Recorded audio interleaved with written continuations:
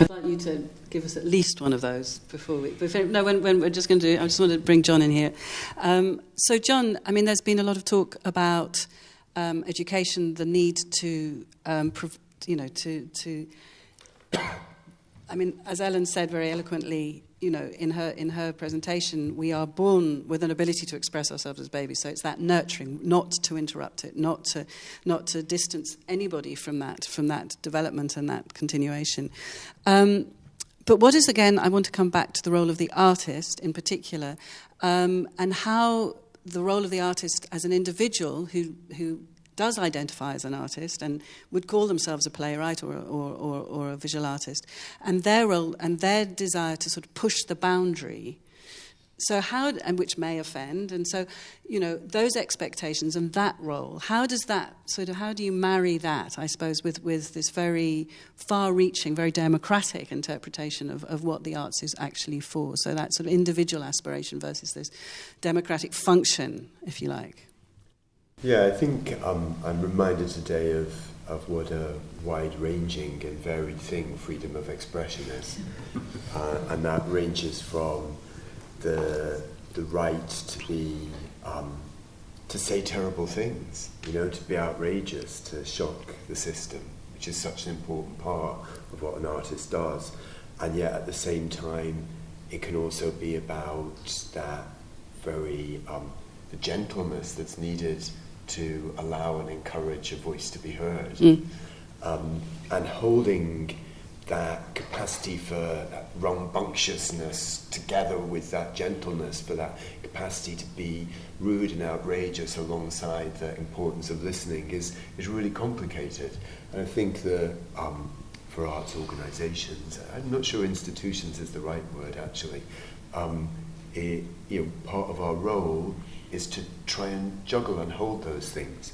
But I definitely think within that, the capacity to do things that do stir people up, that do get a shocked reaction, that people are appalled and shout about, etc., has to be held onto and celebrated.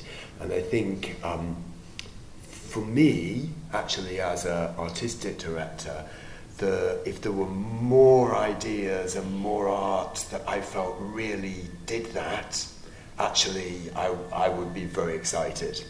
And that I think that the one thing maybe we can all be doing is putting out the message more clearly that art work that does offend, but offends in interesting ways, not in predictable, boring ways. Predictable, boring offence is no better than predictable, boring anything else, but exciting, extraordinary, mind-changing offence is absolutely to be celebrated and grabbed onto, and we should all be bold enough to do that, and writers and critics should be bold enough to say, what the hell are you doing, I hate that, and the artists should be bold enough to say, we don't care what you think, because 20 years from now people will get it. So I think a space where all of that happens is really important, and maybe one thing we can all take out of this is a more active search for that kind of work, while also reminding ourselves that sometimes the tenderness, the gentleness, the carefulness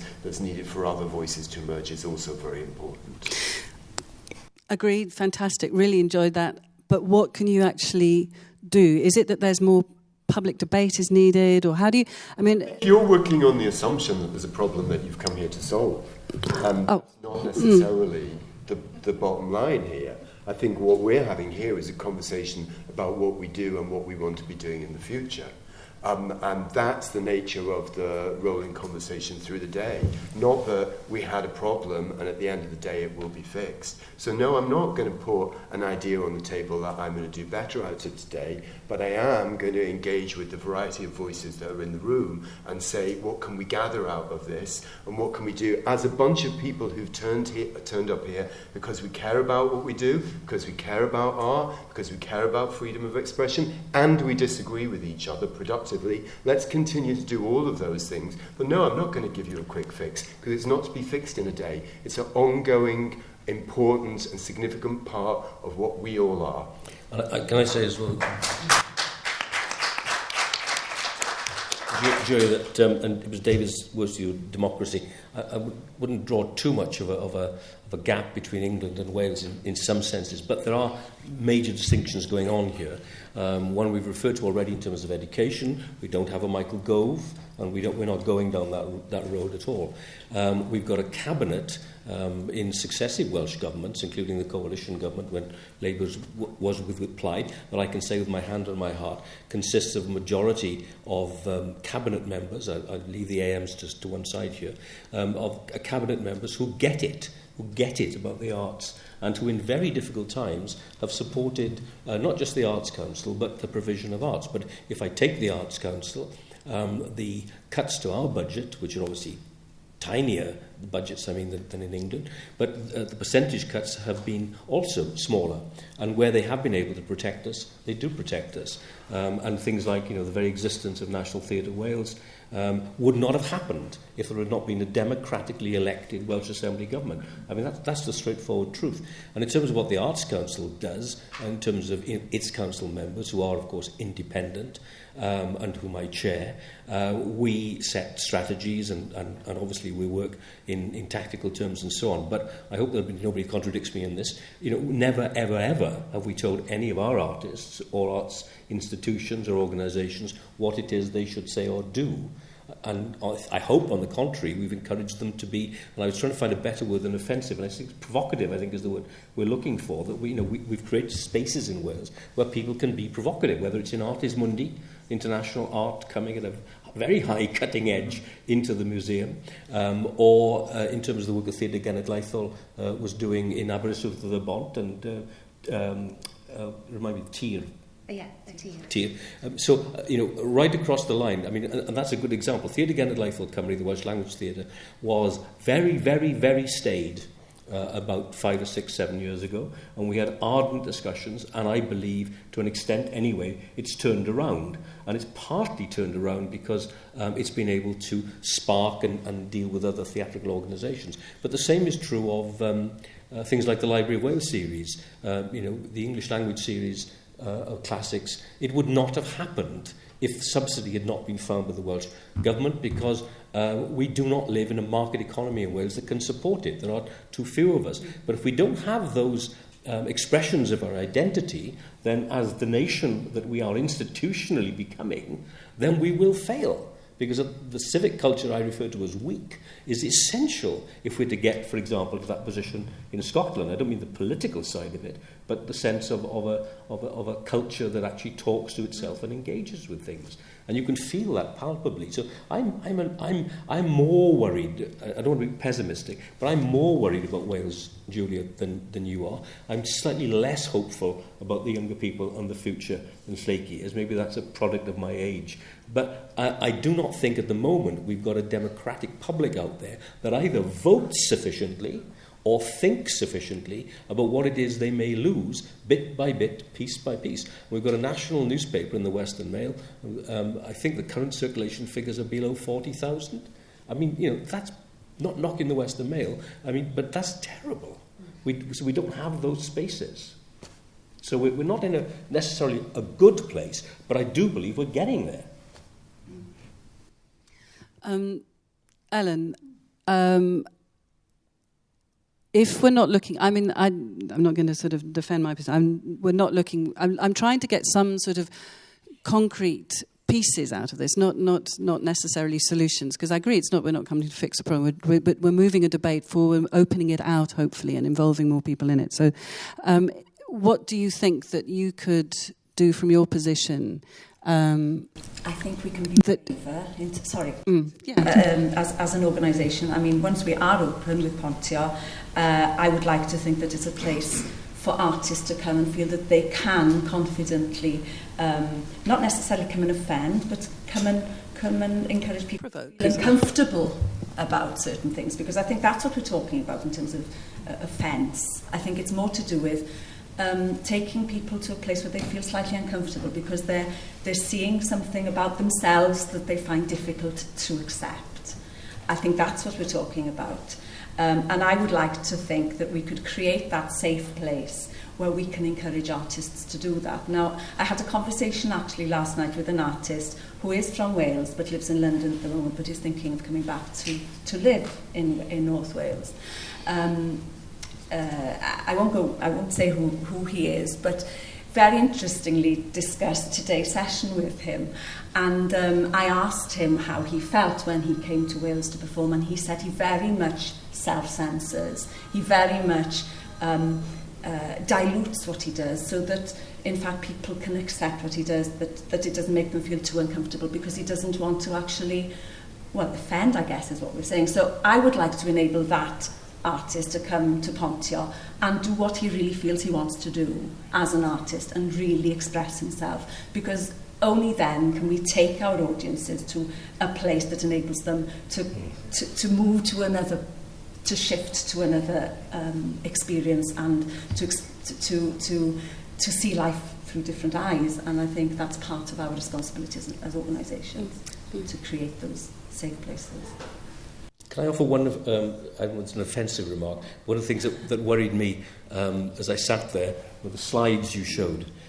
We had rivers and mountains and lakes and other pretty things. I didn't see a single human face. I didn't see a street. I didn't see the sense of the overwhelmingly urban nature of Welsh life in terms of where the population is. And I do think sometimes, in a however well-meaning a way, Wales is the actual Wales is almost airbrushed out of people's existence. I thought somebody was going to say today, and I know David's been in print about this before, but I feel quite strongly, we do not attract the attention, I was going to say of the English, we do not attract the attention across the border in almost all of our art forms, possibly other than occasional Theatre Works productions, some WNO, that the Scots or the Irish do.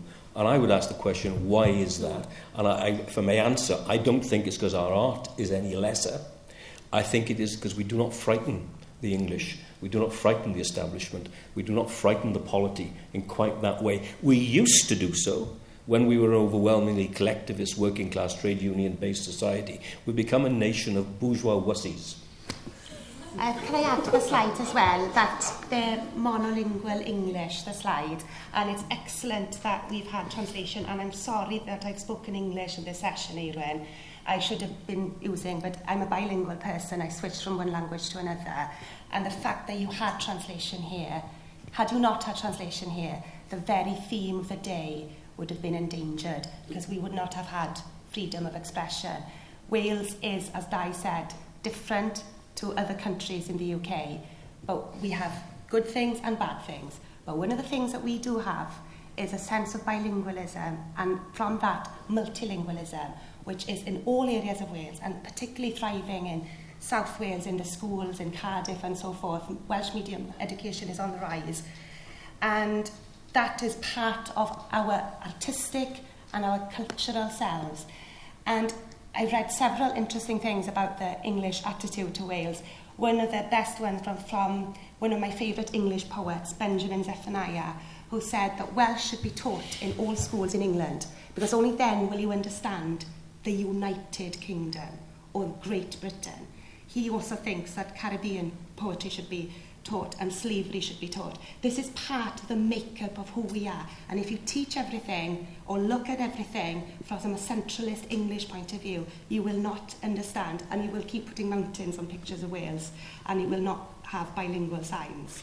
So I think we can all learn from today. Definitely, absolutely. Could I add to that? A dwi eto'n ymddiheurio hefyd bod fi ddim wedi siarad y Gymraeg. I do apologise.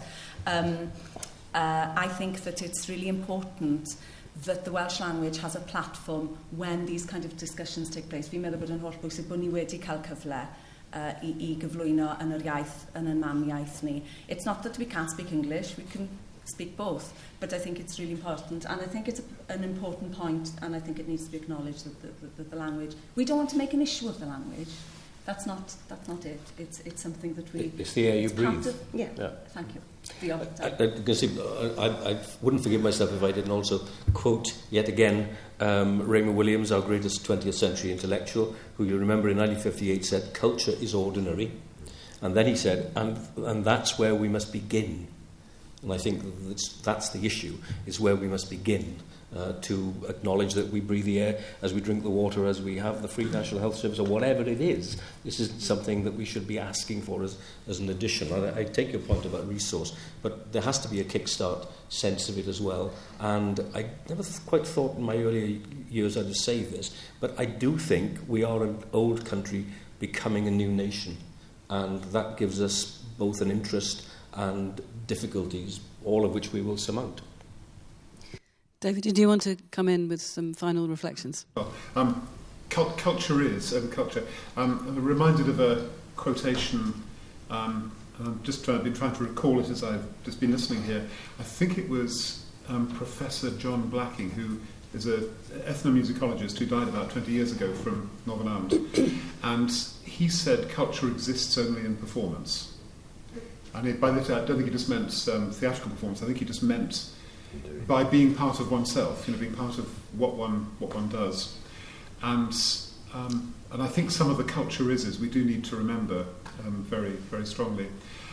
I think there's also been we've been discussing what is the role of institutions, for example, and how can they change society. And I'm as guilty or more guilty of that than anybody almost really. But I do wonder whether actually it's societies that create the institutions, and in fact we ought to be, the success will be what kind of creative society are we and cultural society are we, and maybe as we've seen, it's then from that the artists, the scientists and the rest will emerge.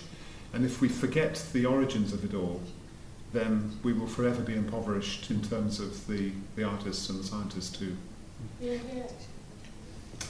And I kind of just have one thing, which is that creativity is in everything, and it's in the work of scientists, in the work of historians, the work of every discipline there is. It's like the air we breathe. I think you said that really. And if we lose sight of that by allowing the discussion too much to be about what we as professionals do, we may lose the big point of it all as well. Okay, well, we are, I'm afraid, now running out of time, and I've been told to be very, very, very much on the button for this, because there's a film coming in this evening. So it just leaves me to say thank you very, very much indeed to David, to Ellen, to John, to Chloe, and to Di for speaking. For all of you for speaking who did, for all of you participating in the breakout sessions, and I hope we can take some concrete thoughts away from this, as well as a sense of the ongoing debate and the discussion and the importance of it in its own right, because I do absolutely agree with that point. But I think it's probably my own neurosis, because we did a similar thing in London, and I think we failed to. We could have just clinched some things that we could hold people a little bit to account on, given that we were given, we had a fantastic lineup in London as we do here, and it's just that sense that let's sort of see what we could commit to and see how we can carry things forward. But I absolutely agree with what you were saying, and thank you very much, everybody indeed, and I hope the conversation goes on and on and on.